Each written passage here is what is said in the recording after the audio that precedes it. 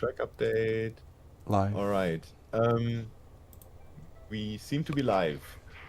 So hello everyone to the episode 4 of the official Distant Worlds 3 podcast. The improvised one because we don't have any guests yet. But they will Nevertheless, be joining us during the episode a bit later. So we're gonna just we don't have a specific topic for today. got a few But talking let me points though. introduce you. Carry on. Yeah, let me introduce our hosts for tonight first. So first we have DJ Creep. Say hello. Yo, you alright? Nice to see you all. You've heard me on Distant Radio numerous times, blasting nosebleed dubstep and all that good stuff. But yeah, nice to see you all. Happy to be here. Yeah. Then we have Commander Celeste Marine, aka Lay. Hello. Hey, I'm fairly new around here. I've done some DJing for Distant Radio, but life got in my way, and I'm finally able to make an appearance again. So, good to be around. And returning is also Commander Juna. Welcome back. And hello. Thank you. Yeah. I've been doing some broadcasts out on Distant Radio under the moniker of Bloody Tourists. Yeah, and myself, I'm Michael. You know me from here. Welcome. And let's.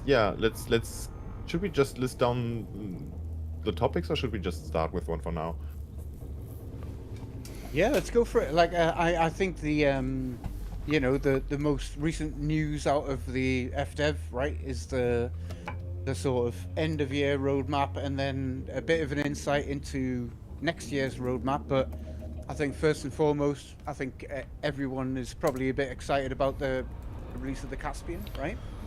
It's a large class explorer ship with a Mark II FSD, Mark II. What's the other one it's got? Armor, Mark II armor, of all things. So let's go around the room. How's everyone kind of feeling about that? I really don't know much about the Caspian yet. I just think it looks good, and that's why I want it. The same was actually the reason for buying the Phantom, which I'm driving now.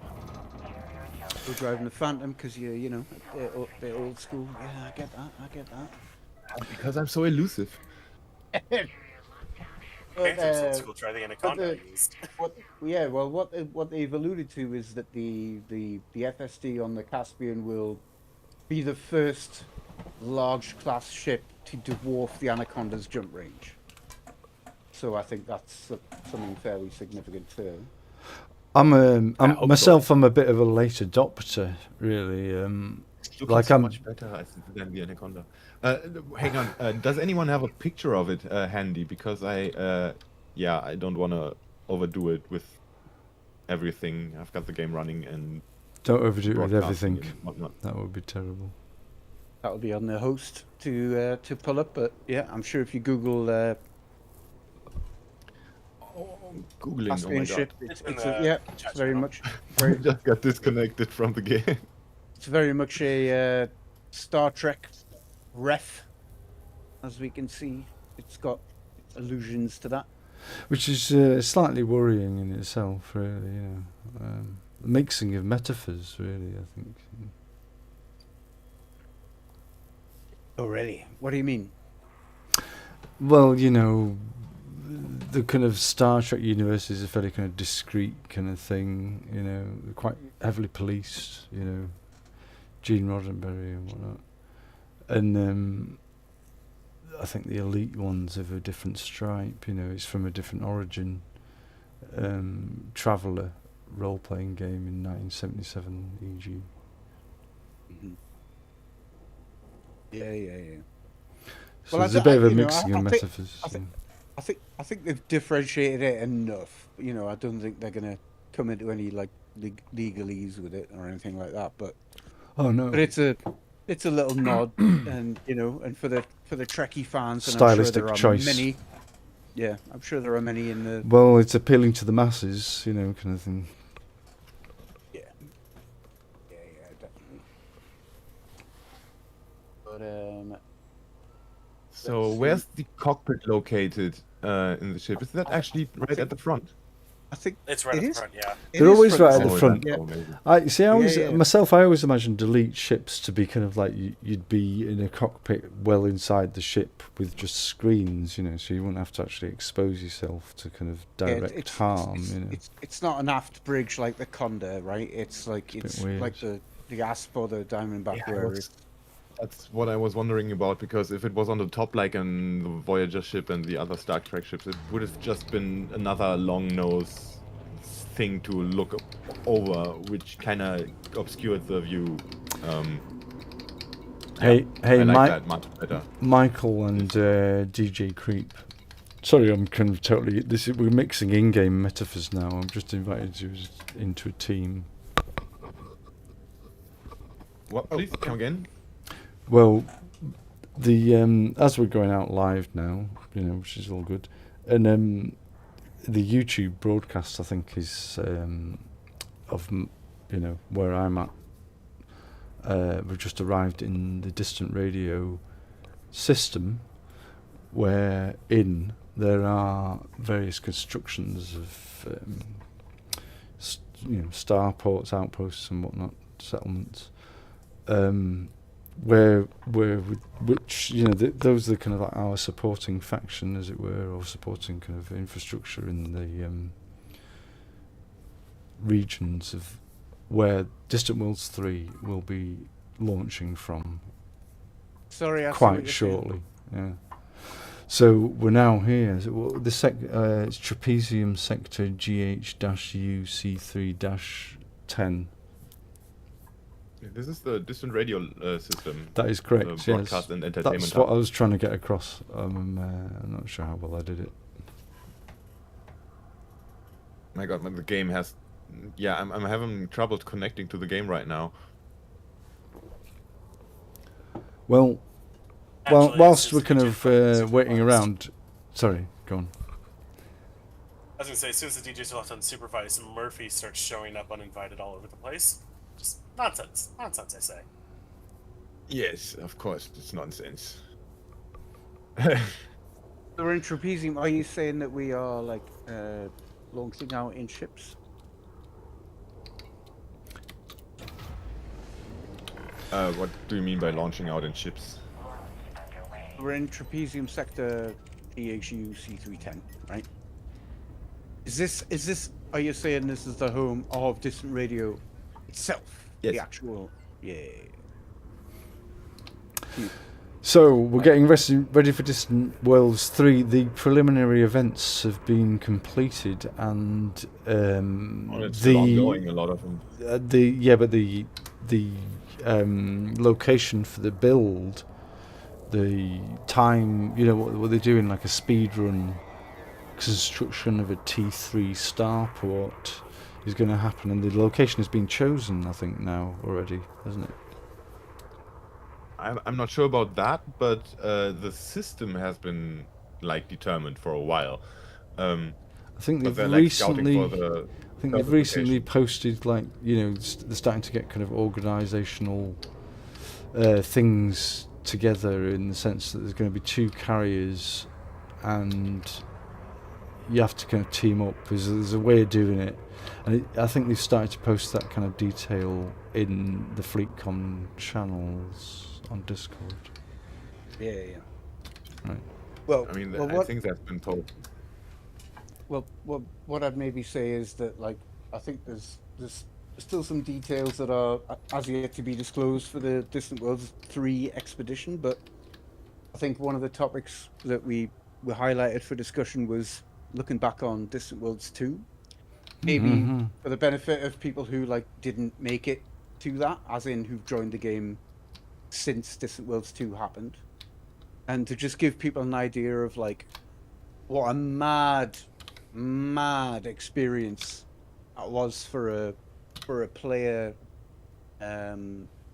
you know, like an emergent gameplay event, you know, from the completely driven by the community, and the, let's face it, the incredible, dedicated, mad-ass team from FleetCon and Distant Worlds combined to make an event for how many people went on that expedition in the end? Was it Distant Worlds 2. yeah, 14,000? Well, registered with 14,000. I think it was Yeah. more like about like you want to halve that at least in terms of how Well, many no, people actually did much. Well, for survivors, yeah, but like 14,000 people registered and signed on for It was in The New Scientist, wasn't it? It's like the only computer game that's ever been in The New Scientist, because the whole thing was about the procedural generation of a one-to-one simulation of the galaxy. Oh yeah, that was the catch, Yeah. Well, also, but I don't think that's what got like 14,000 people involved in it. I think how many of those people are reading The New Scientist, right? It was featured Not on me. Polygon. It was featured on Polygon and Eurogamer and fucking, excuse my French, sorry. All sorts of mainstream gaming media like said, "Oh my God, look at this crazy expedition that's going on," and then we got this huge influx of players going like, "Oh hi, I hear there's Distant Worlds launching today. How do I play the game?" Well, it's infamously well attended by what the term is gankers, isn't it? As in people using other players for their content, kind of thing is the other way to say it. Sure. But I mean, like, considering the scale of players who came along, like, that was massively overblown. Like, well, I do remember myself like sitting at waypoints. I mean, I only joined at about waypoint 3, but I remember going through a fair few and just kind of being able to sit there for literally days, really, just kind of sat on the ground and, watching the ships coming in and going out again, and all that kind of thing, Yeah. sitting on the dock of the bay kind of thing. And you I'm don't get that much in Elite generally because of the, you'd be in danger if you sat still for 5 minutes.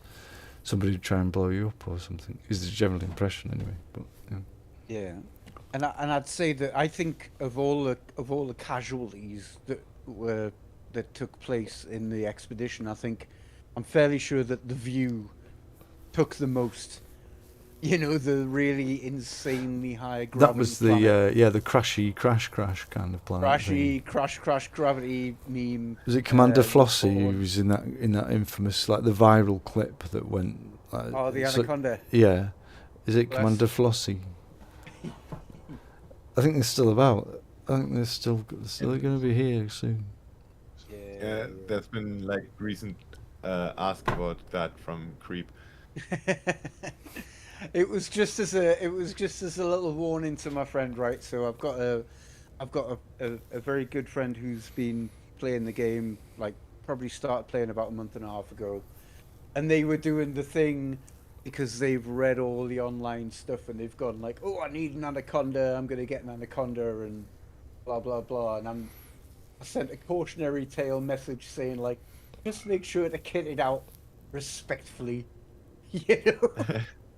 And that was the main reason I was looking for that little clip for. It was like, you don't need to derate everything. Actually, that's not. There's more. Right. There's more to the game than that. There's more to engineering a ship than that. Yes. Definitely. After all that was. So just barely joined us right now. So one of our Distant Worlds organizer guests, specifically the science team, if I'm not mistaken. Say hello really quick. Hello, everybody. Nice to meet you. Hello. Yeah, I have multiple roles. I'm currently part of the science team. I worked a lot on the scouting, and I'm doing a little bit of planning for some of the launch coordination. Yeah. This is, as you probably know, this episode is going to be a bit more improvised. If you look at the chat for the live podcast stage here, Creep posted a few topics we can talk about, since Yannick suggested that we could like do a little bit of looking back at the past, like Distant Worlds 2 and stuff. But yeah, sorry. Now I just killed the topic we were talking about. What was it? The Anaconda, right? I was just talking about, like, we were talking about Distant Worlds 2 and all the casualties we had, and how, like, most of them were derived from lack of experience coupled with, poor kitting of very expensive ships. Right. Yes. Without any fleet carriers to pick up the pieces when you Exactly. find them. That's exactly right. Yeah. And I now did. we have convenience of carriers through. Yeah, I did DW2 on a not quite min-maxed Anaconda, but certainly built for range. But just have to be a little careful with where you jumped and how you landed. Yeah, definitely. Especially when the gravity is what was it, 9 Gs on the view? I think it was. Something like that. Yeah. That'll do it. Well, I don't know. We just had the Meta Elite High Gravity expedition for those who went on that little practice journey. And high gravity, actually, the way that the ships are built, is nothing to fear at all. You just have to make sure that you don't plow head first into the ground. Use your vertical thrusters. Takeoff is really easy. It's just making sure that you take the landing nice and gently. And just for the hell of it, on one of the high G planets, I took a shieldless, fully laden T9 and landed that baby, and you can do it. Oh yeah. Take And it I had it. I mean, I had a fully A-rated Crate Mark II, for the trip, and even I, like, when you're coming into land, once you drop out of that cruise, when I was coming down to land, you realize how fast, because you're so used to putting your downward thrusters on, Yeah. that you realize how quickly that gets sucked up, that gets like amplified, Oh yeah. and you've got to just kind of let it just take you down naturally. Yeah, in its own time. Yeah, it's something else. But I could always turn away and boost if needed. That's the thing.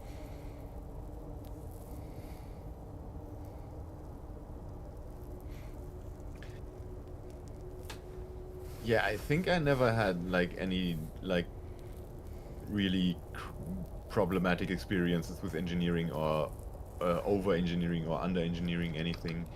My first actual death was on my way to Colonia, like after a month of playtime, where I actually was already pretty far. I got my Asp Explorer back then. That was 2018, 7 years already. I'll do it. So what killed you? I don't even remember that. I think I crashed just into a planet, like the typical high G stupidity. I remember my first death pretty well. It was very embarrassing. Also on the way to Colonia, in an Anaconda. Landed, had a look around the planet in the SRV, because it was the days before Odyssey.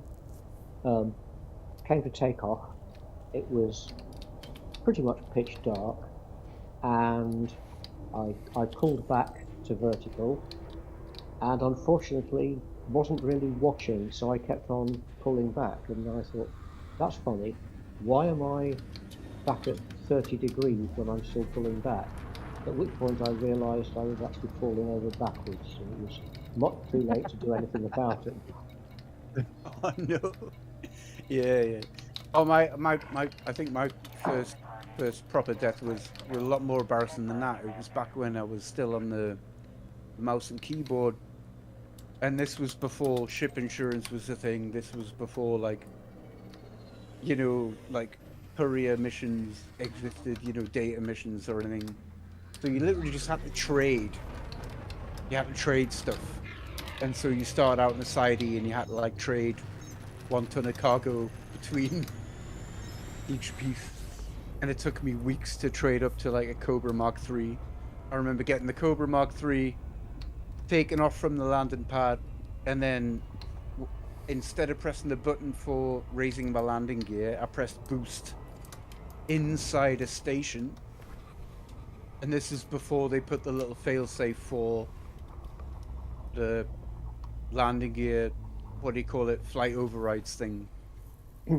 And I literally boosted into the fucking sorry, boosted into the station like wall, and blew up. And well done, back in the sidey. Yeah. Have a good. Yeah, have that a good happened to day. me really soon after my first death too. Yeah, I've done that. That was when I quickly went into the options and unbound the tab key with boost. Yes, exactly. We all did the same thing, I'm sure. 100%. Okay, so Yannick is here. Hello. Hello, everyone. Hey there. Hey, So yeah, you've already caught on to what we're talking about. I mean, you were the one suggesting the idea. So yeah, let's just keep going. We're currently talking about death. good Friday night topic. Always good for a Friday night. First deaths in the game, you mean, basically? Karnas is there too, so invite to speak. Just started checking on you guys, Very how you good. doing? I'm not stopping long, sorry. I... I mean, to be fair, Welcome. the in-game death one, I'm not actually sure what the first one was. It was such a long time ago, I'm not even sure what happened. It was probably in a hauler, Same though, here. I expect. Very early in the game, and I didn't really have that much money to do anything. Obviously mundane. I mean, I am pretty sure that it was with my Asp Explorer because I was like grinding towards it and then kind of got cocky after I had like an A-rated FSD on it, and it was kind of expensive, so I felt like yeah, now I can be a bit more daring and careless, and yeah, that just brought me back home like halfway to Colonia. Ouch. I'll do it. Yeah. And then I was like so impatient that I definitely died at least once undocking from the station because the docking computer wasn't a thing yet.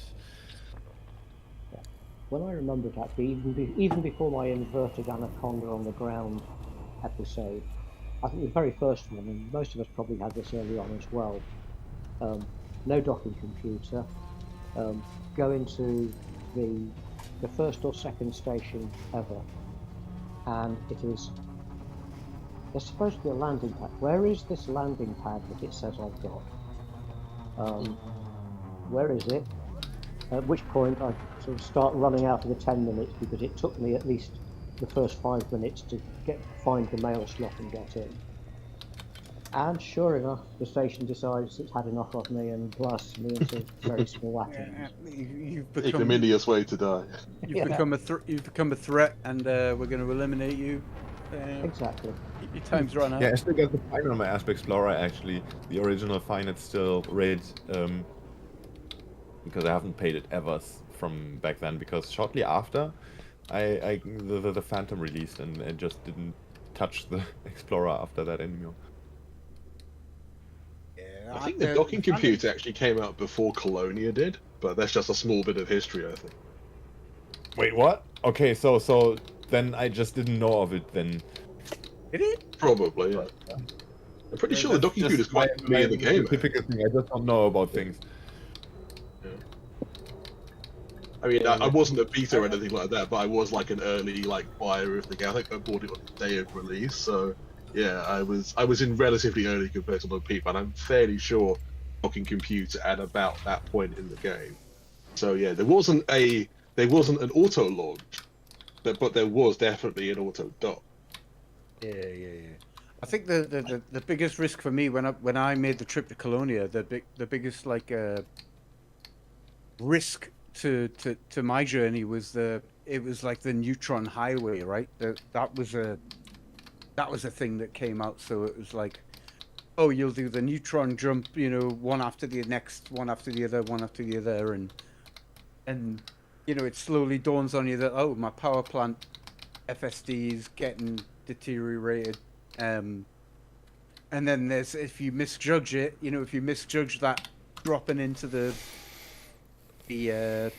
fuel, what do you call it? The what do you call it?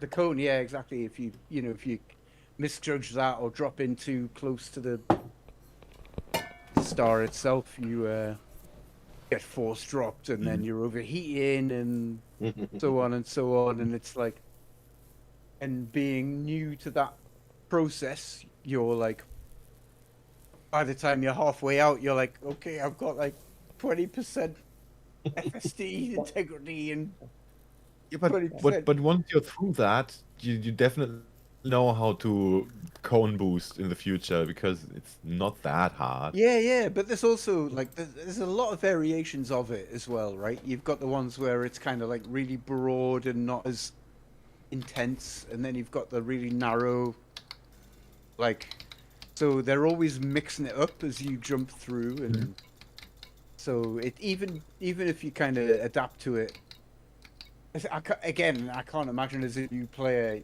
trying to figure that shit out, like, you know, it's I mean, The yeah, wild thing it's Sorry. comparable to quantum mechanics. You never know what you get. The other thing I was going to say is Right, like yeah. the first generation. I think of when they introduced neutron boosting into the game, it was incredibly wild. It was very easy to like hit the exclusion zone where you were Yeah. actually in the Yeah. cone, and Yeah. they made it a lot less wild after that, so it became a lot easier to do it. But I know what you mean. In like the first year of it, you had to be so careful, and if you made any serious mistakes, you would.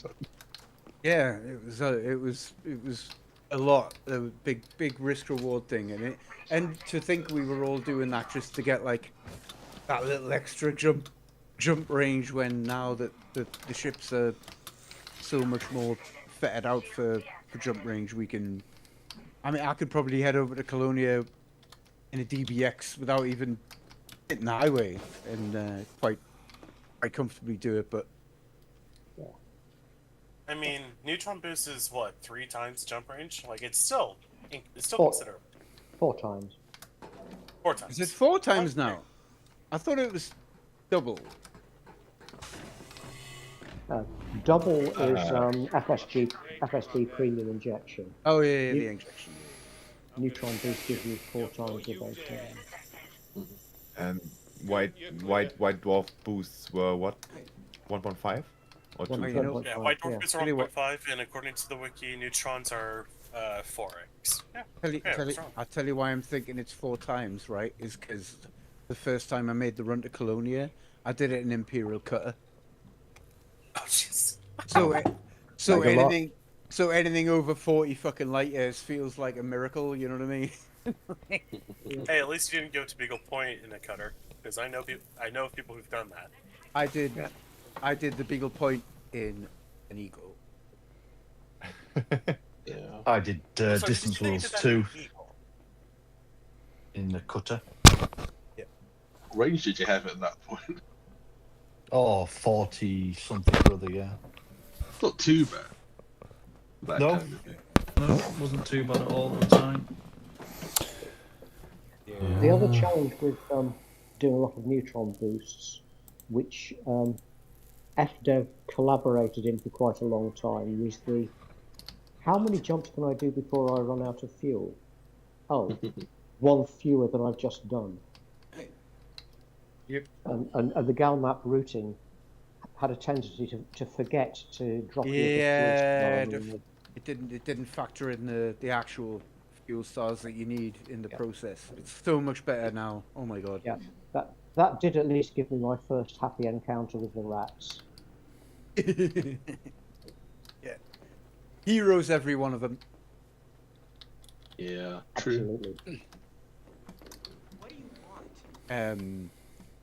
But yeah, I would say, like, if we want to move on to another topic, I would say I just want to see what does everyone think about the current state of engineering, map gathering particularly, raw data, and tech.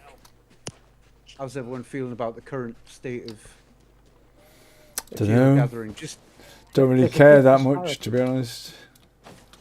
I think Yeah, I don't material need to do trading much made it a more lot engineering. easier to get what you need. There's a big disparity between data and the rest because they Yeah. completely nerfed Yeah. the regular material gathering, manufactured and raw. But data is just as hard as it ever was. as in Yeah. James and Crash Site. Yeah. Or well, and I used to use the whole looking for a famine state and going for the distribution centers and just scanning wakes and everything. But has anyone else found that to be just like miserable? It's not a lot of fun, but among the various grinds of the game, it's one of the lesser ones, I think. I think if you can do the wake scanning, I mean that is okay for a while. It can be quite amusing as well, especially if you see ships start firing against each other, the front of a space dock, and then get vaped by the lasers of the station. That's happened to me quite recently. It's like not me Right. personally being shot down, but other people being shot down in front of me. It's like this is at least entertaining while I do my wake scans. Right. And I get so- compromised nav beacons for wake scanning. Oh right, okay. So as in, you'd rather go there than James and Crash Site, for example. Oh, if I need specifically to wake scan, then the compromised nav beacons tend to be the easiest. Right, okay. I think we can all agree that the tech tree is resolved, right? We just got a grade 5 signal courses. Well, there is a Tokyo space tree as well, though, right? You talking? Yeah, Tokyo space tree. Elaborate. Distant worlds. Oh, sorry, distant radio. Distant So yeah, radio. sorry. Tokyo Space Tree is named by Nagi. It's one of the first installations that get completed in the system. I'm just about to dock there now. Mm-hmm. The thing is, Interesting. the bar is in like the atrium of the station, which is overcrowded by NPCs, so it's not a nice place to hang out. No, we don't My need nice opinion. places to hang out. Come on. We're roughing still it talking, down Are here. we still talking about material gathering? We're talking about Distant Worlds 3, surely. Right. That's. I missed the bit where we switched from talking about map gathering to that. But go on, carry on as you were. It was just off topic for a quick bit. But yeah, while we're at material gathering, the material gathering for what's it called? The suit upgrades. Oh, okay. Yeah, that is still pretty annoying. And yeah, while we're at that, I wanted to say just I didn't get the G5 suit from the community goal, and I'm still disappointed. Because Didn't now I'm too lazy to get the upgrade. Did they say they were going to run some balancing passes on that stuff? I think did FDev say they were going to make some changes around that? Or did I imagine that? I don't know. Other we can changes to the Odyssey AI. I didn't hear anything about the mat requirements. Right, okay. No, I don't recall that either. But Right, okay. Yeah, unfortunate. Yeah. oddly enough, on the topic of both suit engineering and Distant Worlds 3, I had done absolutely no suit or weapon engineering until the Meta Elite quest forced me to find out about ground missions to get the materials to get an ion battery. And I sort of got hooked. So I think about 6 weeks after I did my first ground mission, I'd run around gathering materials, discovered that I could buy them on fleet carriers as well, and I got, I think, 3 suits and 5 weapons up to G5 and fully engineered with the various metas. It can be quite fun. Right. Okay. Listen, I did do more like ground combat in a few months ago before like Distant Worlds 3 like preparation started to really sort of tick up. But you can get some quite decent like G3 pre-engineered suits if you just like go to some distant stations or obscure stations around the place. And I've got a few that way. Like I got a G3 Artemis suit that way. Right. Okay. Especially since colonization, when there are an awful lot of bridge stations that nobody ever visits, and if you go there pretty much any time, there's a good chance they'll have an upgraded suit or weapon. Exactly.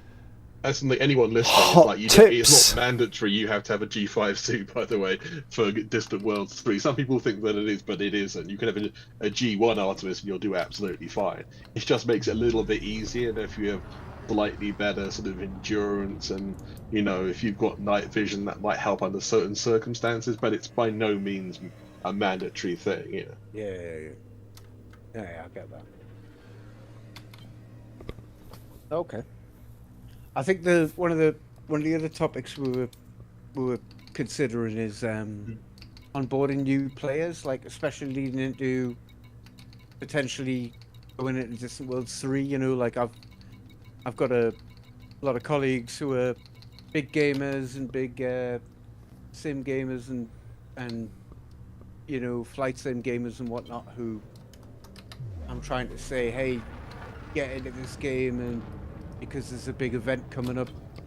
Is anyone else having experiences on boarding new players? And if you have, how are you finding that experience? Are you getting pushed back on the grind, or are you getting sort of that are you getting the alternative to that is getting that really positive, blown away feedback where people are like, holy shit, this space game's amazing, you know, like it always tends to swing one way or the other. Is anyone bringing anyone else in? Nope. Just try to encourage people to join Elite. That's true, but they don't always show up, you know. Yeah. But everyone I know who's interested in the game is already playing it, but most of them are actually like so invested in playing it just by themselves. They are not even interested in joining FleetCom, for example. Oh wow, just really? That's sad, really.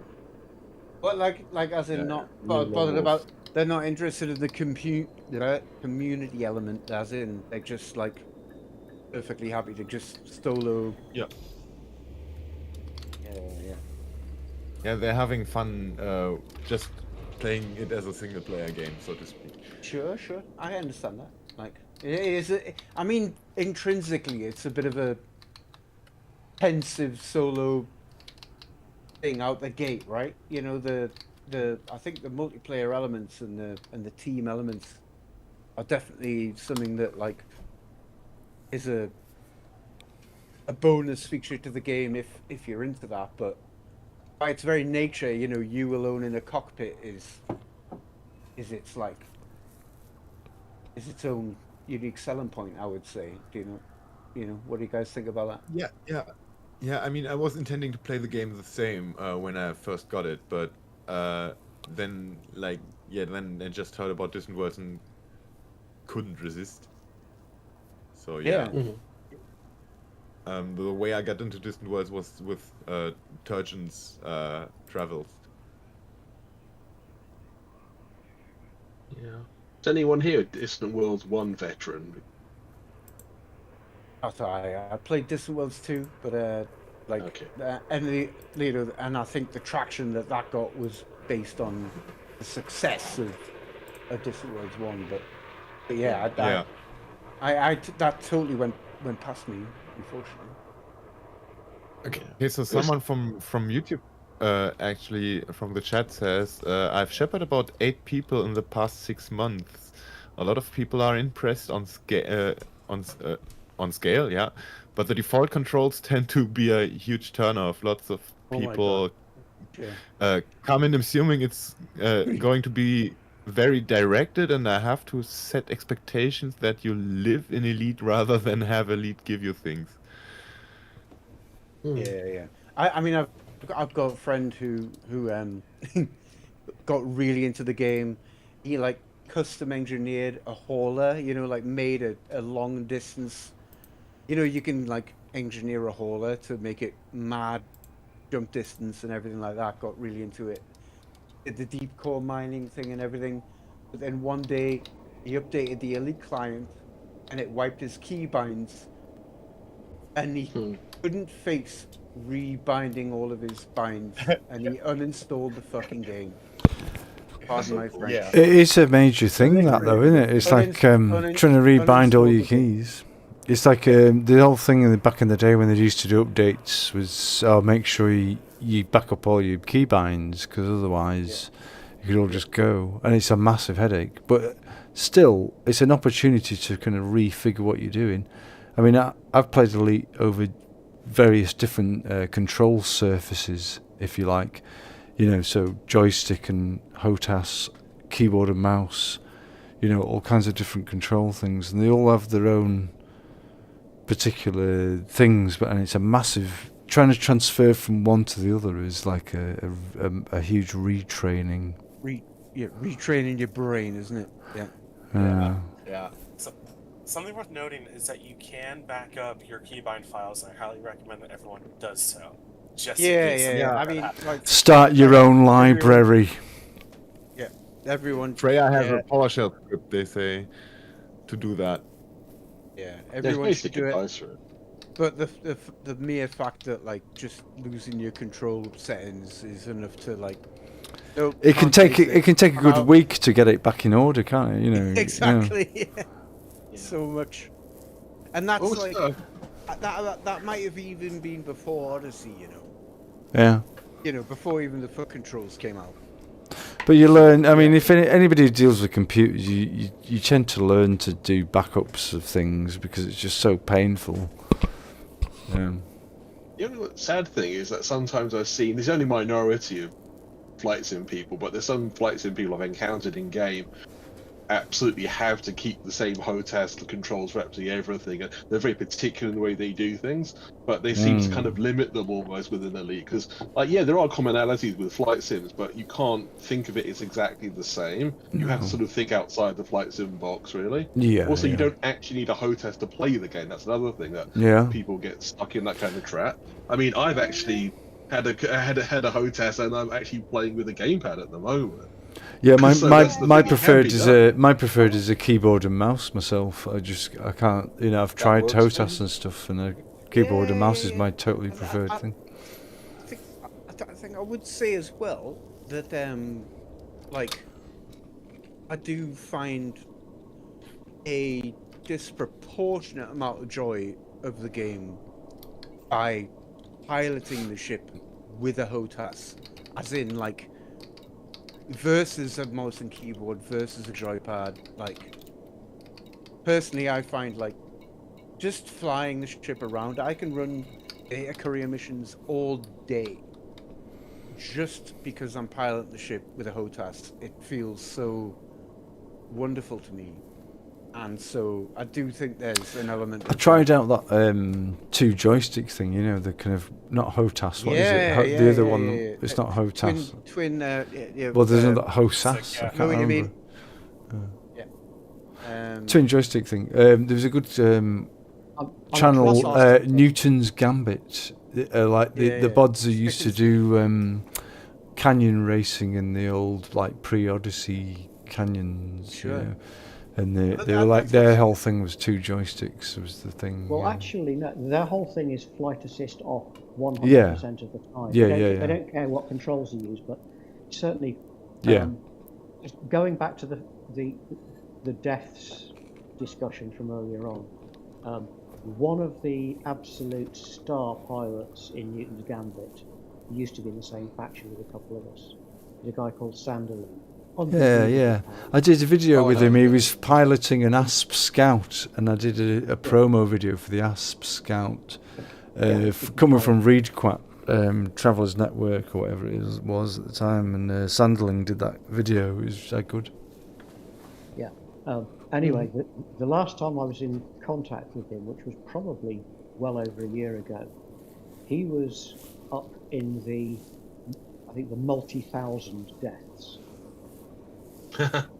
The number of rebuys he had was just incredible because, he's a great pilot, but he was pushing everything to the limit in his canyon runs and everything else, and Slightly strong unnatural. Yeah, slightly unnatural.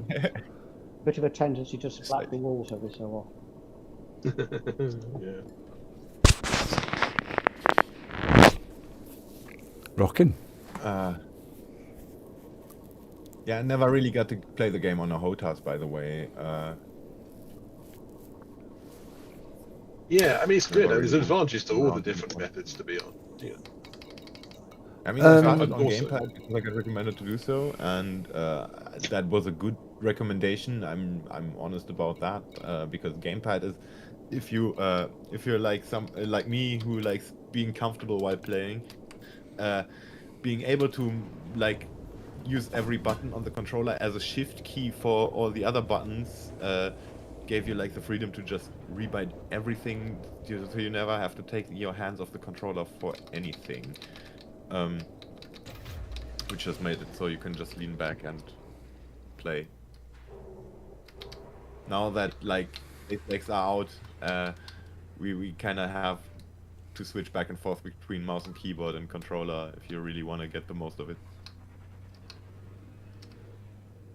Yeah, it's all the ones have different methods, have their advantages. I mean, I've done everything other ones apart from mouse and keyboard. Obviously gamepad, 2 joysticks, 1 joystick. But it's all good. It's like whatever works for you is the correct answer. Obviously there's a rewarding number of different hostesses you can buy anyway. Oh yeah. Ideally, there should be one that actually looks exactly like the in-game layout, which just would further immersion. I think the TM6000 is pretty close to that. It's a shame Yeah, it's such a badly built device. Yeah, what you gonna do?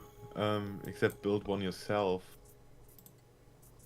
I mean, some people in the community would or are probably crazy enough to do actually that, but Oh, I've seen that. I wouldn't.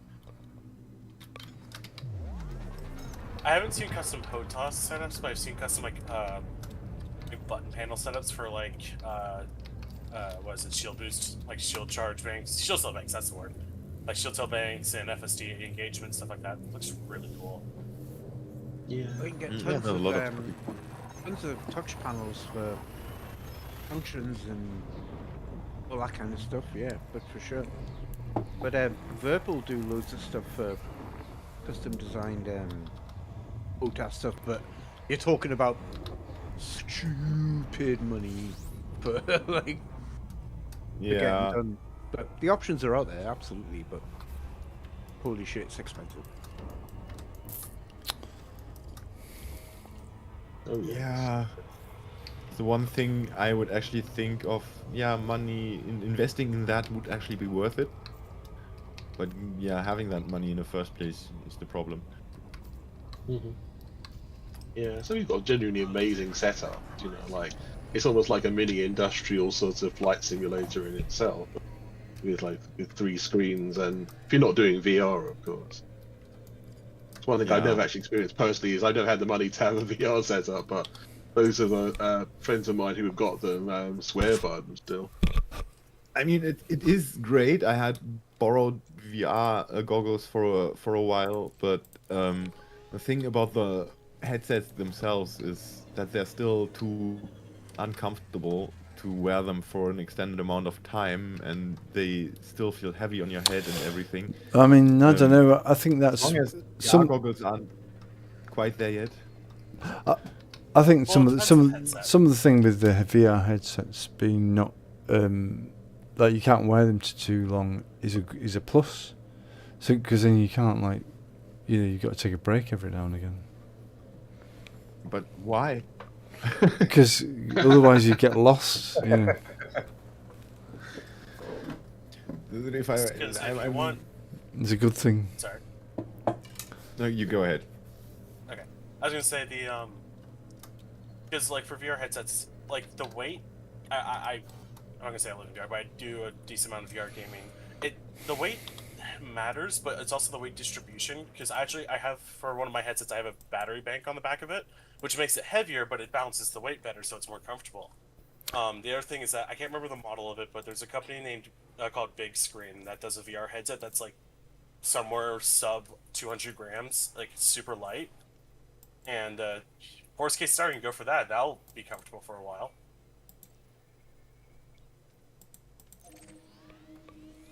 So, just figured But I'd yeah, pitch those for VR. there's nothing in VR that tops the moment just dropping out of a jump for the first time, because just crashing towards the sun in VR is such an impressive moment. One of the most insane things. The difference between just playing on a flat screen and in VR is huge. It goes straight into your central nervous system, doesn't it? Really, you know, it's like Yeah, it's insane. Yeah. straight into your third no- eye. You know, No doubt about that. Yeah, 100%. which is a bit dangerous. You gotta be careful. It's, you know, advisory warnings, etc.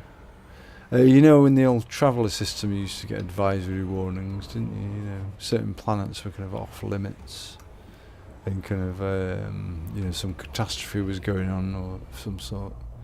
You get amber and red. No? Sorry, I feel like I'm talking to myself here. I'm sure I'm No, not you really, aren't. but you know, yeah. Anyway, I'm trying to mine out here because I'm currently as part of the recce doing a bit of reportage on behalf of Distant Radio for Distant Worlds 3. I'm currently in the sector of Running Man sector Z. Trying to work out what's going on around here because there's definitely bods about. You know, I've got a whole load of names here. Rudy Raumkraut, the fabled Rudy Raumkraut, Seskachin, hold on. You know, just basically a bunch of commanders here knocking about. Everjoykan, Senris, King Kirsch, Yeah, I hope Evis they're all tuned Void. into the radio Yeah, and you know, I mean, it's, you hear know, being called out. Say hello there's a in few, chat if you're there's a few bots. listening. Yeah. Pronunciation's amazing. Like, carry on. Pronunciation. Anyway, there's a few bots about, all revving up, presumably.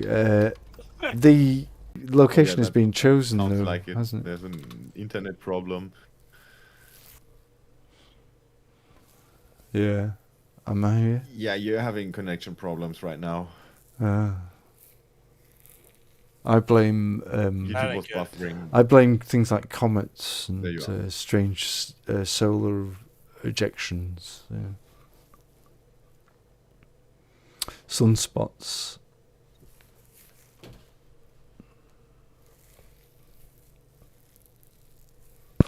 Yeah, sunspots is probably the reason.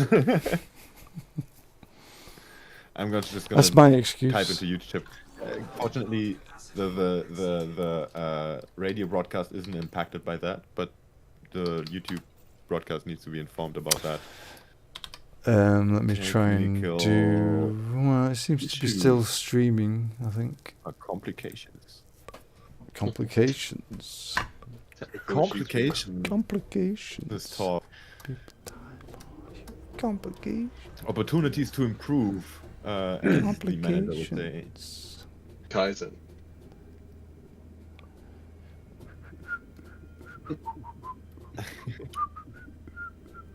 But yeah, he seems to be That's back. project management. Seems to be fine, everything. So we kind of what's it called? Went a bit off the topic of onboarding new players. Yeah, I think we can go on because the mining type 11. has had experience with that already, I have. because Picked yeah. it up. I didn't. So is it worth it? Yeah, I'd say so. I love it. Look, put it this way, I'm not the world's biggest miner, but I approve of it. Put it that way. Same. I'm not So, a miner. I'm not a miner. I bought it and I was like, yep, 100% yes, all day yes. Yeah. I'm a big It's fan. very How well much- adapted for mining, so yeah, it's worth that. How much is the idea mining kitting for it You know- in you know, credits? let-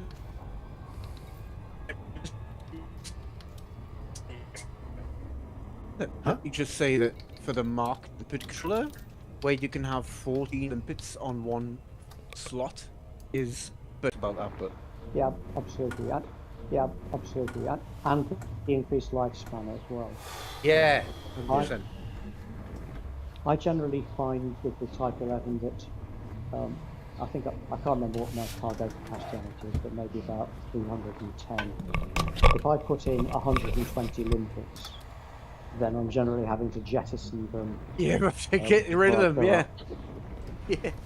Not like before, where you'd have to like craft them to kind of keep up to fill your hold, right? Yeah. I'm not sure if this is controversial, but how does it compare to a mining outfitted Panther Clipper? I personally prefer the Clipper. I don't think I've ever fitted a Panther with mining, that's the thing, so I don't know means of comparison. I've usually just gone with a cutter or some other shit. Yeah, I've used a cutter for a long time, and Oh. the advantage is that you can mine a lot more before you fill up. The disadvantage is it takes you a lot longer to do it, and you generally die of boredom when you're half full. Yeah. Yeah, that's what I'm wondering if I would say, are we comparing it to the Clipper or the Cutter, because they are very different ships in terms of maneuvering around Yeah, asteroid that's why I'm fields. saying Panther Clipper. The Clipper is like, The You know- Clipper. I think that's a good option as well for mining. Absolutely. The Cutter, though, oh my god, kill me.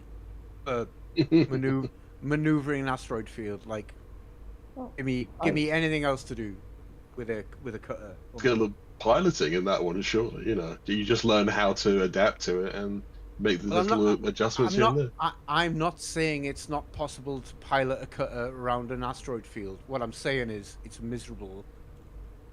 Yeah, I mean that's a fair comment. I mean, I say it's like I do get easily bored with mining, but the cutter is one of the better ships for it still overall. I Cheap, but tell you what I'll say about the Cutter for mining, right? Is Yeah.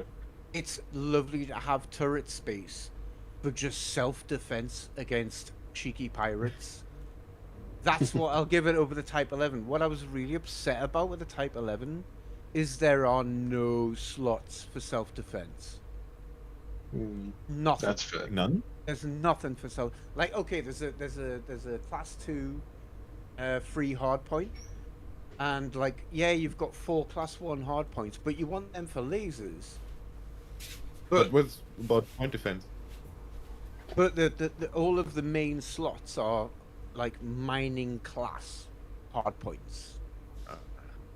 Whereas with, at least if you go in with a Cutter or a Clipper, you can like just free reign go, all right, well, I'll keep these seats reserved for those. Okay, cheeky so Freya pirates. says mandatory fighter bay then for defense. Well, That is true. Okay, with the sure. D11. one fighter bay is going to defend you against who? However, what's one fighter bay going to do against anyone? Let's be real. Well, I wouldn't know. I never play an open. No one. No, it's not really No to do with one, that. no though. It's to do one. with NPCs. You never play an open. Even for NPCs though, like it's not going to do. It'll distract them, sure. You're not going to take anyone out with it. I mean, I know tell me if I'm wrong. Maybe I'm underestimating what. Maybe it's been too long since I've used like NPC SLFs, you know. But I don't remember that being an effective deterrent for, especially groups of pirates who approach you and say, really depends on how bad the security is in the system. If it's just light attack ships, fighters and the like, you'll be okay. But if it's something heavier than that, properly armed combat ship NPCs, it's a bit harder to deal with. You have to take your attention away from the mining to deal with them. sure. I mean, I'll have to say, I've not tried just deploying it to just be a little bit of a mosquito around, enemy NPCs, but in all the times I've deployed it, I've just found it just gets wrecked, no matter what class of crew that I hire to fly it. So what kind of mining do I need to be equipped for on Distant Worlds 3? I would say laser mining's always the easiest one, isn't it? Because anyone can do that. The barrier to entry is incredibly low. So if you want to do that, that's the easy, right? Which materials or things are you thinking about mining? I was Like, planning on bringing the Corsair on Distant Worlds 3, but now I'm thinking about either the Mandalay or the Type 11 as a mining ship. You can take many ships. Yeah, but Depending like, on- I want a main one, right? I want to kind of like be. This is the one I'm gonna refer to, and I've got Sure.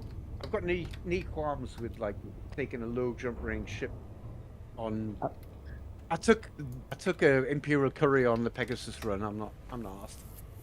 I'm definitely gonna bring my Phantom, but depending on how the Caspian turns out, I'm definitely gonna bring that as well as my main ship then. And yeah, mining ship should be the Tertiarian, and I don't know what else. Answering the question from a couple of minutes back, the one thing that I'm pretty confident there will be events for mining is tritium. Because there are going to be science carriers and support carriers. which is you don't get that from core mining, do you? So it's mainly laser or subsurface. Exactly. Yeah. The Type 11 combined surface and abrasion. Is absolutely perfect. Like core mining's a bit you mean the superfluous to multi-cannon requirements. version? The mining. Yeah. Yeah, and you know what? It's a beautiful looking ship as well. If you've got that, you don't need anything else. Yeah. I mean, the thing is, in a very ugly way. depending on how many hardpoints the Caspian has, it also should be able to be equipped for mining while being equipped for exploring, shouldn't it? 7 hardpoints.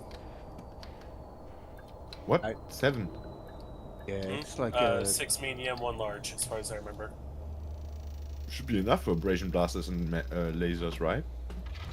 Oh yeah. Has it been?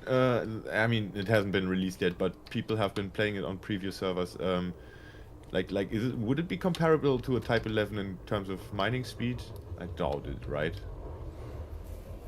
Like speed of like emptying a rock. It doesn't have the Mark II lasers. That's the thing. It doesn't have Mark II mining slots.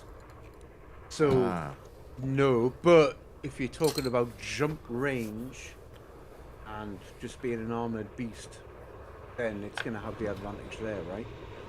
Here's something I want to bring up though, if no one minds. Like the current fleet of ships we have on offer, SCO enabled ships versus non-SCO. Like, yeah, it's all good and well to say, oh yeah, we can jump really good distances and that's all good and well, but if meetup points on the new expedition and whatnot are like 500,000 LS or who knows how much, that's going to become a real thing. And I feel like I've got to a point in the game where I'm like, whenever I'm flying a ship, and I love the legacy ships, I love the Eagle, I love the Courier, I love the Hauler, I love the, I love all these, the Diamondback Explorer, I love the Scout. Like, I feel like I'm being trolled if I'm not bringing a proper SCO enabled ship. Does anyone else feel like No, I don't feel like that myself. I think it's just like you can do with both. Like there's no massive, there's no massive disadvantage. There's no massive disadvantage to, I mean, it's a bit smoother and I just everything, feel like but basically you can the- still get basically by once you get past on just having a 20,000 normal LS away a normal SEO boost. yeah. station, Is that not that true? really matters, because if you've got a non-SEO enabled ship, even if it's got an SEO drive, all you're doing is tanking your fuel. Really But that's not significant. in itself. Doing It- SEO like- runs.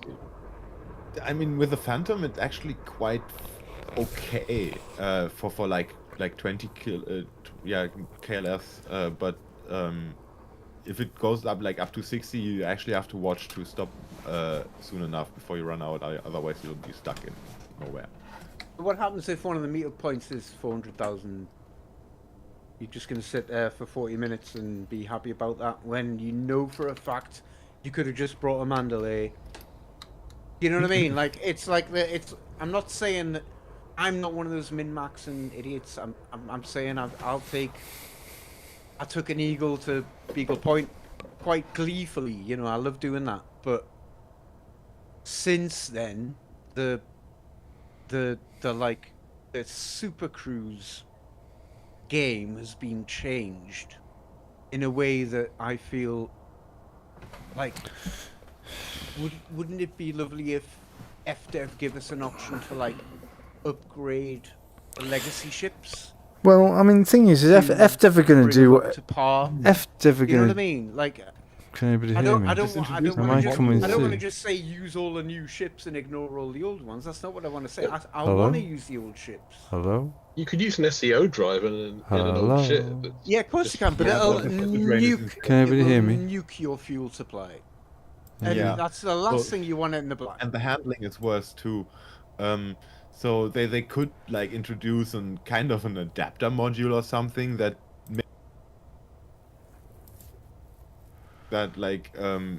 gives you Hello? more control and less fuel drain, but also maybe just a little bit less speed. Oh.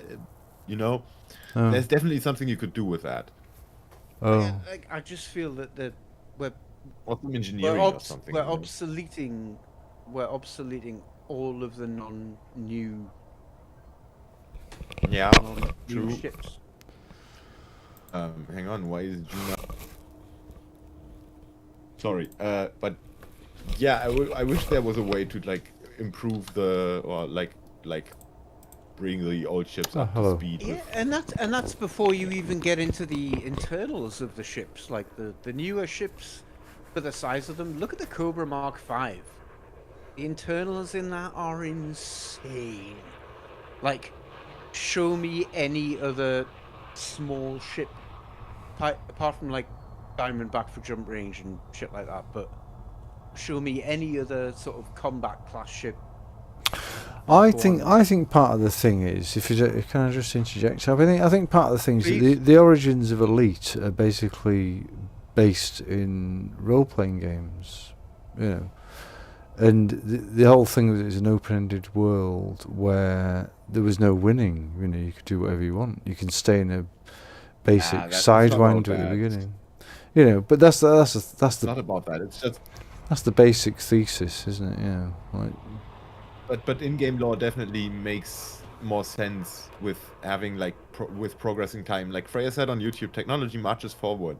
The progression makes sense, especially given to people's the boon of people's finishing this imagination, though. Argoid War. Yeah, but I mean, there's a bit of spoon feeding, isn't there? In terms of here's what you want to be looking at. But there's plenty of examples whereby player groups have gone off and defined their own interests in this open-ended universe, and that's kind of that's really the point, is the thing is there's a definite cap and limitation on how much player input there is in terms of things that persist in this one-to-one simulation of the galaxy. There's certain things have persisted and been endorsed by FDev, for instance, but a lot of things haven't, and it's just pure, application by interested players. So there's a kind of divergence there, isn't there?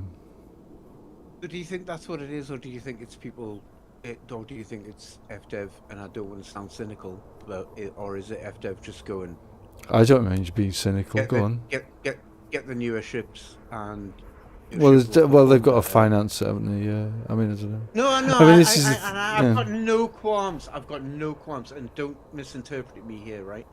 I've got no qualms with the whole ARCs thing, and going, here's a new ship, it'll be available for ARCs. Well, I'll buy every ship for ARCs. my take on it is that if you really want to do something interesting, I mean, this is the whole thing with the Meta Elite, I think, isn't it? In just terms of distant worlds, that kind of a player, a community generated overlayer whereby you use the persistent galaxy in order to kind of like weave stories, that people can take part in, basically, because I mean Galnet and the community goals do that to a certain extent, but they're pretty rudimentary, really, and I think most people are kind of wanting something a bit more involved, so that's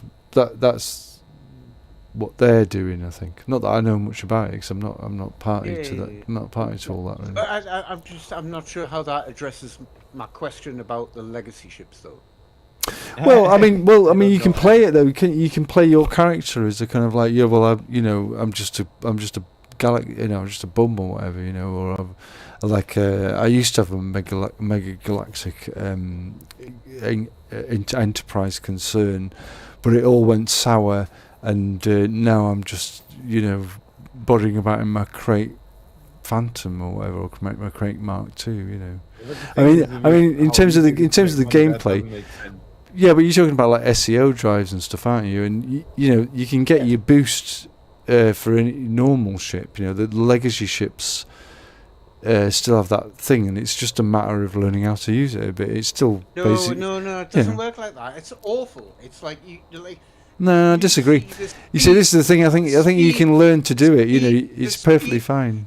And I'm not talking about steering the ship. I'm talking about the speed at which your fuel tank drops to 0. Well, that is a concern. Like 8,000 yeah. LS. Yeah. Especially when we're going to be out in the black. But you sounded a bit like the min-maxing person that you were decrying earlier on. That's exactly not what I'm talking about. I'm simply saying what I get world. I get the point Nick is trying to make. It's like definitely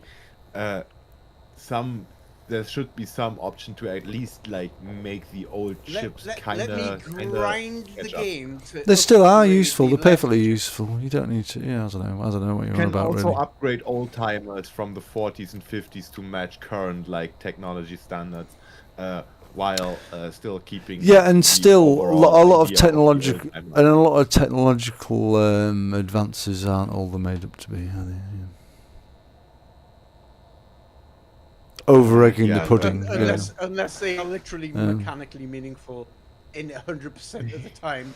Yes, there is. A bit over-egging the pudding, What is it? The Turkish chess player or something like that, yeah.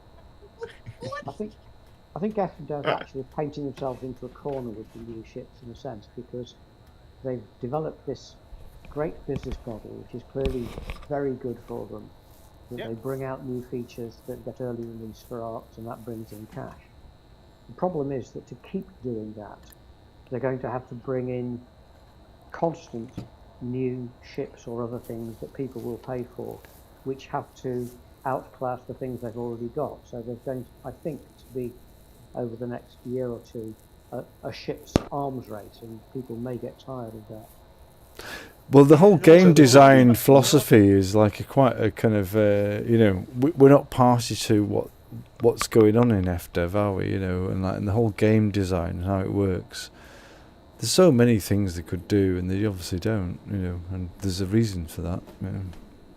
Well, that's sure, but like what I'm trying to say is, there's no part of the game that should make like 50% of your roster of ships pretty much obsolete from they're not obsolete or mechanical perspective. They're not obsolete. Look, what are you on about? I know I can sit in Super Cruise for 40 minutes or I can sit and Super Cruise for 50 seconds. No, but What you're do you talking think about. But you're coming from the 97 players will perspective. You're talking from the perspective of the people who have to have the latest, greatest, and like the best and the No, best I'm and the not. best. I'm talking about my. You are, I you want are, to use the because in legacy terms of ships. the I people. want to use. No, you are. Listening to me. In terms I of the want to people. use the legacy ships. In terms of the people I who've want to use just, the legacy ships. in terms of the people who've Okay, just who kind of wants to come use into the the legacy game, if people just come into the game and they don't know any better, they can have a wild ball for many, many years just in, some very basic trips. There's loads to see and everything, And you're talking about, like, What are you talking about? There's nothing to do with what I'm talking Well, about. what I'm saying is about what I'm saying. Well, you're talking about the obsolescence of legacy ships, Yes. and I'm saying 50% of the ships in it's the not, game, it's not, it's not true. It's just from your opinion. The legacy ships. That's all it are- is. It's from your Talking opinion. about from everyone I know who plays the game's opinion. No, you don't know everybody who knows. You're not talking about. You haven't canvassed. Everyone I You've- know who Calm plays. down. Well, it's a canvas of like 5 or 6 people. Not, But, not and I everybody. think the elite dangerous player base is a bit broader than your mates, isn't it? I'm sure it is, but I Not, don't not think anyone everybody agrees. is routinely doing Can we 100,000 light-second agree? turns. Exactly. Can we agree on that the legacy ships could do within like retrofit? Lego? Yeah, that's all I'm saying. And like, Go on. there's no Nah, reason to leave argue them as they against are. that. They're fine. They're fine. Nothing wrong with them. Fine. Nothing wrong with them. No one's using them. Nothing wrong with them. People do use them. There's no reason to argue against that. Just why? You don't use them. Yeah. No. That's all you're saying is you don't use them and you're disappointed I about want it. my Phantom to steer better and use less fuel with an SEO like in 10 years from now, please. Thank you. Let me continue. If anybody from FDev is listening, by the way, FDev roadmap. Imagine an eagle with like full SEO capability. That'd be absolutely beautiful. I'd love that all day, every day. Yannick, As part of I'm still broadcasting out myself. Can I just interject? I'm still broadcasting out myself on the YouTube channel under Distant Radio banner. I'm currently docked at Bloodworth branch in the Distant Radio home system. I think is that not true? Let me just get this right. Hold on a moment. Trapezium sector GH-U C3-10. Broadcasting to you on Distant Radio. This is Distant Radio.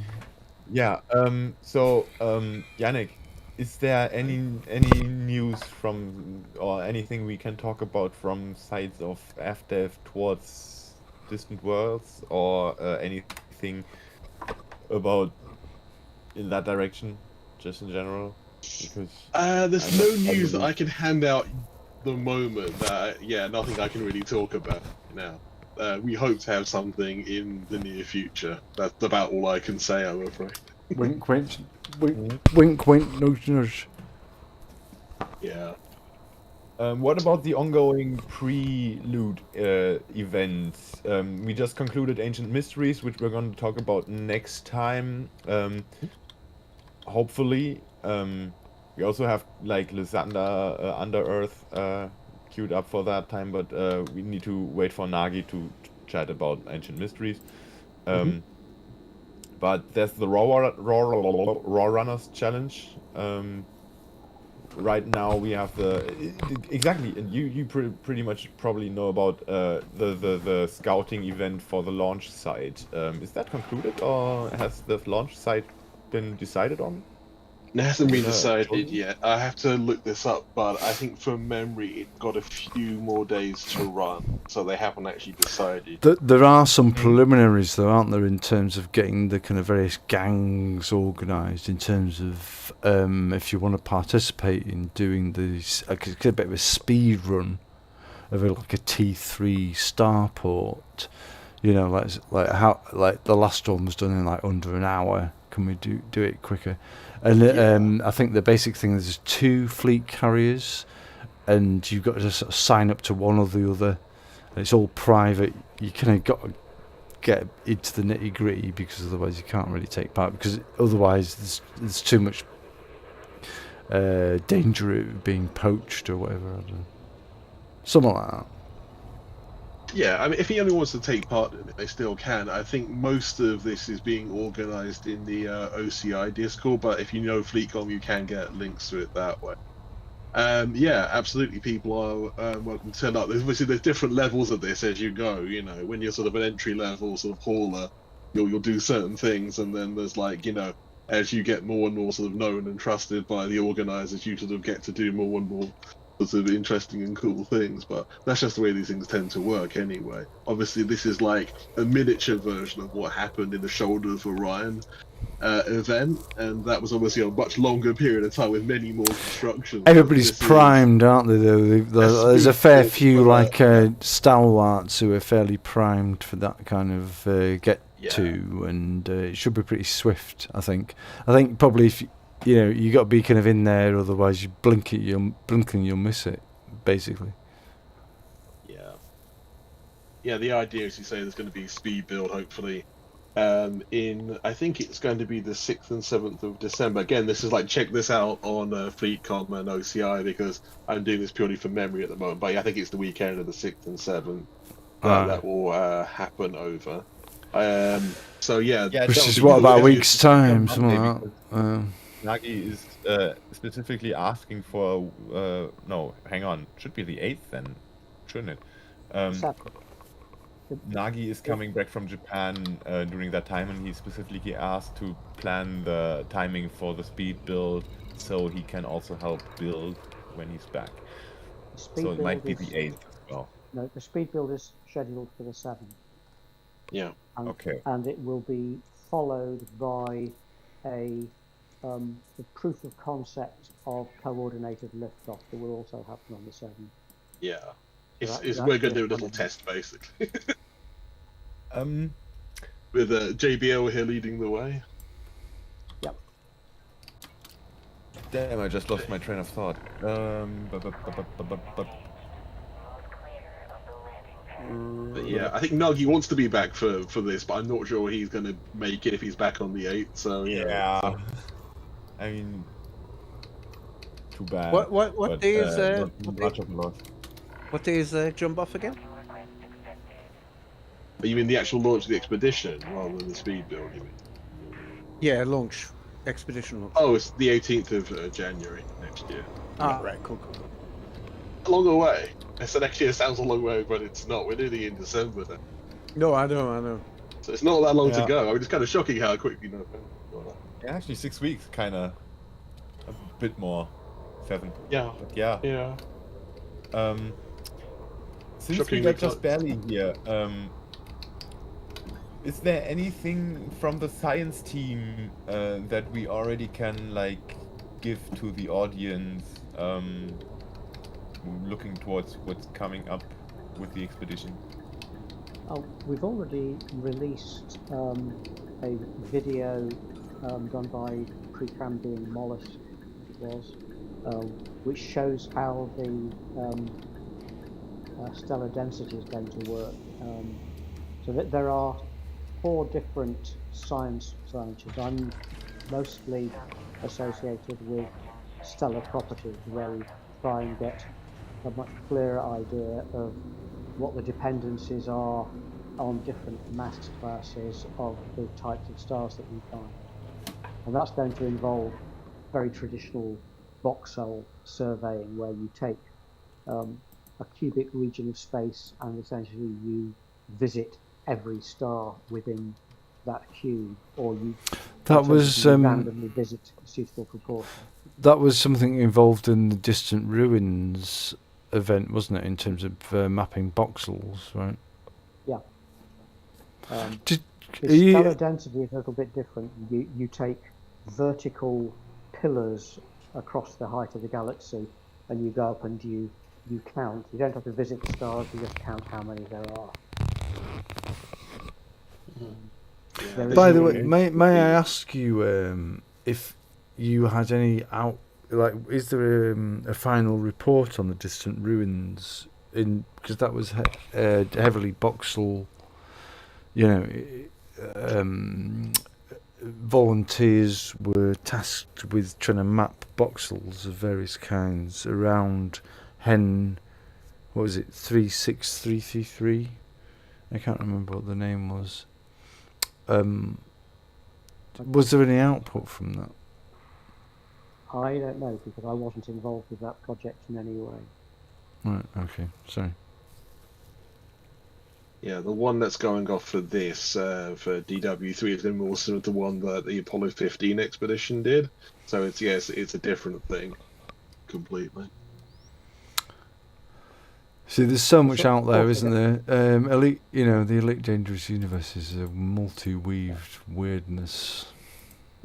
We also, Oh, on the side of the science project, we've got the Search for Earth 2, which is just looking for Earth-like worlds, and we hope to have some very cool feedback when you find an Earth-like world, telling you exactly why you wouldn't want to live there, or if you're lucky, exactly why you would. Yeah, it's fascinating.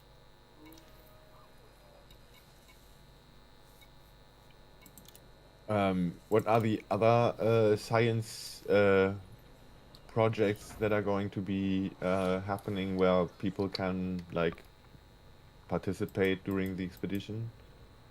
There's one looking at colonization characteristics. Another group's already done quite a lot of work on that, but this is reinforcing and expanding on being able to predict what sort of colonization slots will be available in a system based on star type and on planetary types.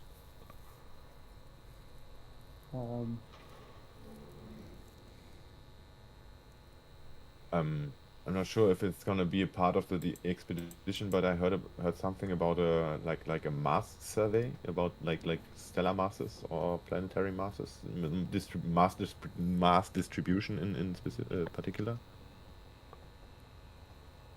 Yeah, that's the one I was talking about. That's the stellar properties. Right. Okay. So I was just not connecting the dots. Cool. Yeah, the channel is already public. The Search for Earth 2 on FleetCom.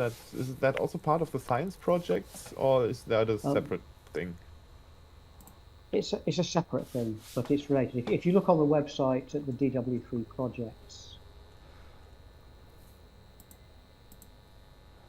But yeah, I haven't been there. We've got Search for Earth 2, the Outlander and Raw Runner challenges, the Lost Carrier, and then there's a scientific survey. Okay. So plenty to do. Yeah. Of course, and the other one is the exobiology and geology, which is data collection on... Geology isn't a real science. There's no way to know where the human heart is.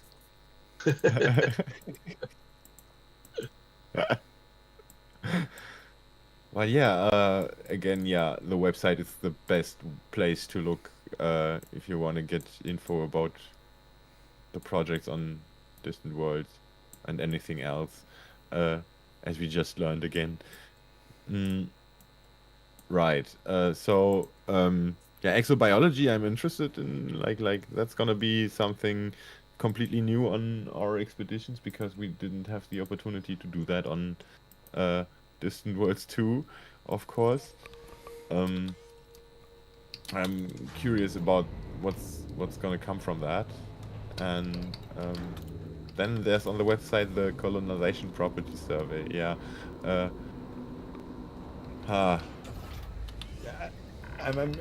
did I get that right? Is there the intent to write actual papers about that, or is there like something similar to that planned? There'll be something written up at the end, I'm sure. But also, there's going to be a regular newsletter coming out during DW3, and the science groups will be contributing articles on their progress, the story so far, as we go. Yes, lots of stories, lots of writing to be had, and lots of times to be had also here in Distant Radio. Distant Yes. radio. Yeah, we're definitely planning on like sharing stories that participants experience during the expedition.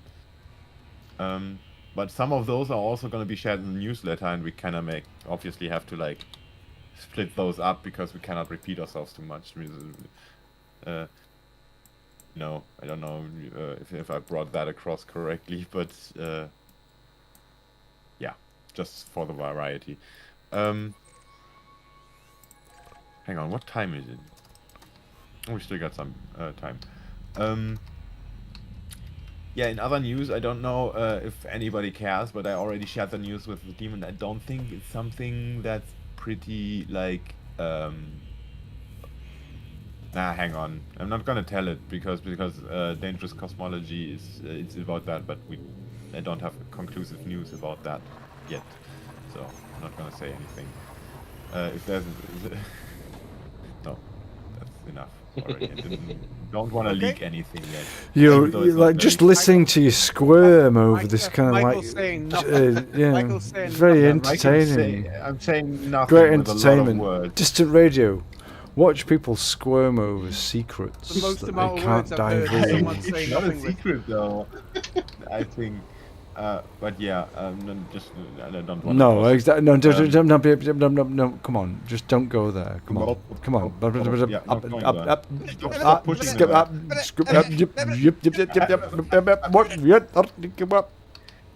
Did we forget anything in the topics we have? Loads. Oh, this was. I forgot loads. Did There's that a whole actually load happen? the whole raft of comments. There's a whole raft of topics we could have gone into.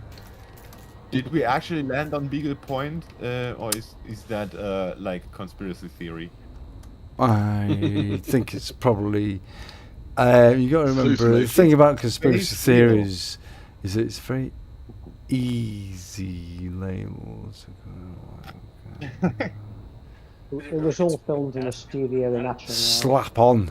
Let's slap on the label. Yeah, no one's ever been to Beagle Point. It's all a conspiracy. Well, this is Yeah, the it thing, was though. like You the can last time you I can saw actually it. go there yourself if you really want to go there. You can actually do Yeah, I it. was. So, And of course, the wrong we one will to all say, encourage really, that kind of enterprising Yeah, I'm I'm spirit. part of the conspiracy. Hands up, who I'm who has informed been to people. Beagle Point? Hands up. And I think everyone has here. 3 times. I was there like 2 weeks ago, so yeah. Well, there you go. But I Yeah. wanted to stay there for a while, and then I left and never came back.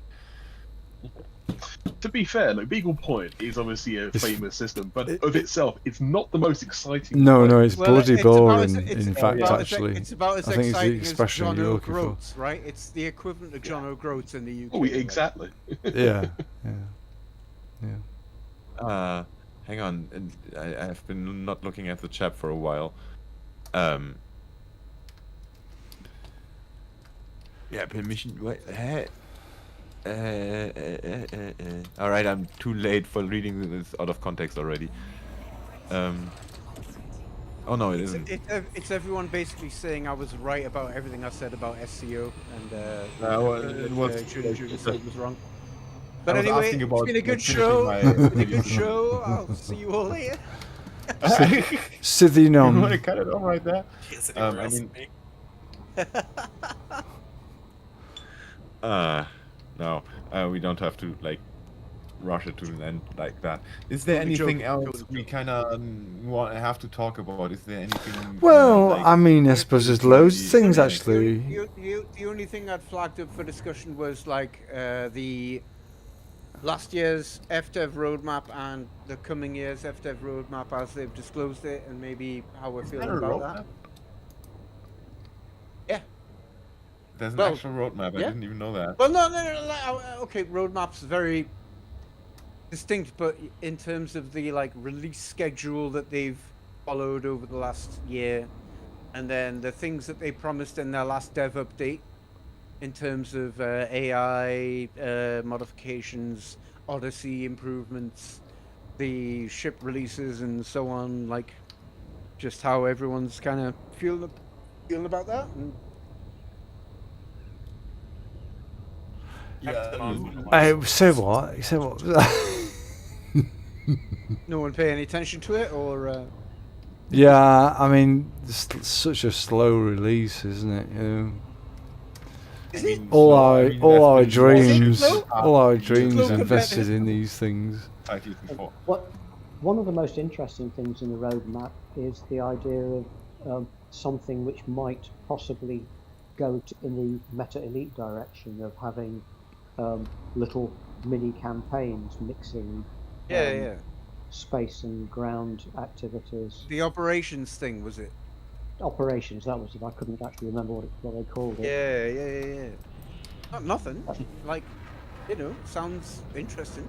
If they can make Odyssey something compelling to play, which it isn't to me right now, I'll admit, that could be something that, you know, let's face it, turns it into the game that Star Citizen will never be. Take that, Star Citizen fans. I mean, one thing I heard from a well-known elite YouTuber recently was something to the effect of, you know, the Odyssey era of the game now has actually been either perfected or has, like, you know, reached the sort of development conclusions almost. I was like, are you sure about that? It's like, what about the whole terrain disc? We could definitely improve that. You know? Yeah. That's and I think on the last dev update they definitely acknowledged, like, we've got work to do here and there, and we're gonna work on that. I'm not sucking their dicks or anything. I'm just saying that, like, they've acknowledged the issues and made claims to improve them, and if they can improve that while incorporating it into these kind of chain missions, I think that could be really compelling, you know? Yeah, I mean, I think FTF's attitude's a lot better than it was probably a year or two ago. So, I mean, I'm definitely going to welcome that. Yeah, exactly. You talked about what the game that Star Citizen can never be. I mean, the one thing that apparently Star Citizen can never be is released. So what I was saying about Star Citizen, full of launch and then I'll play it, you know.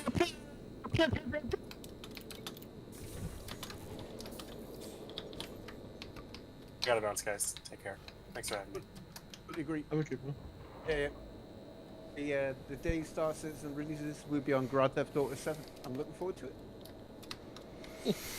We'll probably be on the next Elite game by the time the Star Citizen comes. Yeah, it'll be competing with Half-Life 4 for Game of the Year. Half-Life 5. I said, that's the point. I'm not against Star Citizen in any way, shape, or form. I just genuinely wanted to be Me released neither. before I actually play it. You know, Yeah. I don't want to play a beta version of it if I'm more honest about it. You know what? I'd rather play it while I'm still alive. Yeah. That's Yeah, all there's I'm a very big asking. market for post-life gaming. Yeah, definitely. Exactly. For necro gaming. Yeah, this is a Black Mirror episode waiting to happen. Like, I mean, Black Mirror I didn't game. expect Escape from Tarkov to release before Star Citizen either, but it released, really even did. though it's in a terrible Yeah. state. Yeah. Yeah.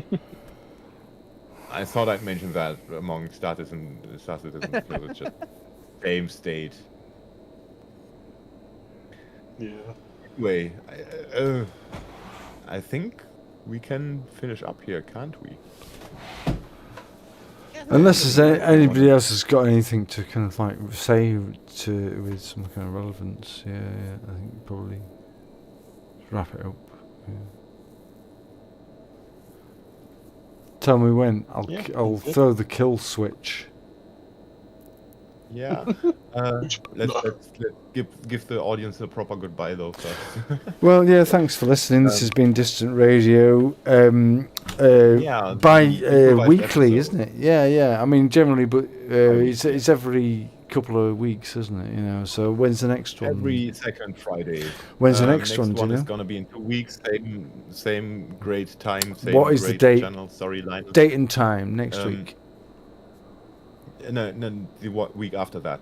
And for then we actually gonna have some actual lineup, which is gonna be Lysander Under Earth, the lead on the Raw Runners challenge, I believe, along with Dr. Nagi, who's Raw gonna runners. Yeah. be here to round up the the Ancient Mysteries expedition, and the We should get- topics besides that.